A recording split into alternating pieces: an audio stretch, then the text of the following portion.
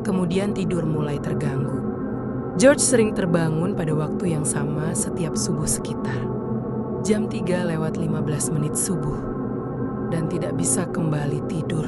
Kathy mulai mengalami mimpi berulang tentang pembunuhan yang pernah terjadi di rumah itu. Anak-anak mulai mengatakan bahwa mereka melihat sosok anak kecil menyerupai anak laki-laki dengan mata yang tampak bercahaya mengintip dari sudut ruangan. Kathy sendiri mengaku pernah melihat bayangan hitam dengan mata merah berdiri di dalam rumah saat malam. Lalu beberapa kali cairan gelap muncul di dinding dan tangga tanpa bau dan tanpa penjelasan. Kejadian demi kejadian ini tidak lantas membuat mereka langsung menyimpulkan apapun. Mereka pikir mereka hanya kelelahan karena proses pindah rumah dan tekanan hidup baru. Namun gangguan terus berulang.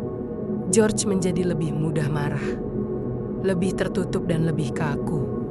Kejadian demi kejadian terus berulang dan makin mengganggu.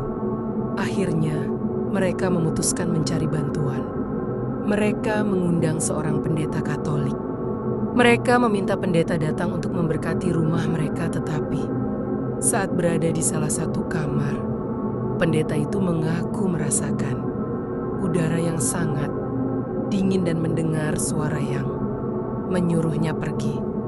Setelah selesai menyelesaikan tugasnya, pendeta itu segera meninggalkan rumah mereka dan menolak kembali lagi. Setelah itu, gangguan tidak berhenti. Mereka tidur tapi tidak pernah benar-benar tidur. Keluarga mereka semakin keos dan kelelahan. Ketegangan di dalam keluarga semakin terasa lama-kelamaan.